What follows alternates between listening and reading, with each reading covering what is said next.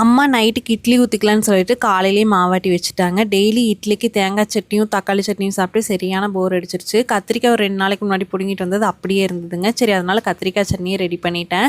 கத்திரிக்காய் சட்னிக்கு ஃபஸ்ட்டு கத்திரிக்காய் அரிஞ்சு தண்ணியில் ஓட்டுட்டு அதுக்கப்புறம் ஒரு வடச்சட்டியில் கொஞ்சமாக எண்ணெய் ஊற்றி 1 ஸ்பூன் கடலைப்பருப்பு 1 ஸ்பூன் உளுந்தம் பருப்பு தனியாக வறுத்து எடுத்துக்கலாம்.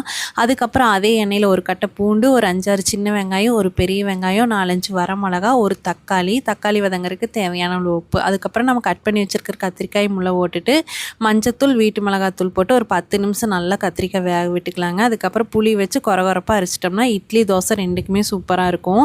அதுக்கப்புறம் சாயங்காலம் தான் சீமார் வாங்குறவங்க வந்திருந்தாங்க. அப்புச்சி ஃப்ரீயாக இருக்கிற டைம்லலாம் தோப்பில் உழுகிற மாட்டை எல்லாத்தையும் உரிச்சு வச்சுருவாங்க. இந்த டைம் பார்த்திங்கன்னா ஒரு 80 கிலோ கிட்ட சீமார் உரிச்சு வச்சுட்டாரு. கிலோ 35 ரூபாய்ன்னு எடுத்துட்டாங்க. ஒரு 2800 கிடச்சிது. உங்கள் ஊர் சைடெல்லாம் என்ன ரேட்டுன்னு மறக்காமல் கமெண்ட் பண்ணிடுங்க. அவ்வளோதான். உங்களுக்கு இந்த வீடியோ பிடிச்சுன்னா லைக் பண்ணிடுங்க. நாளைக்கு பார்க்கலாம். அது வரைக்கும் பாய்.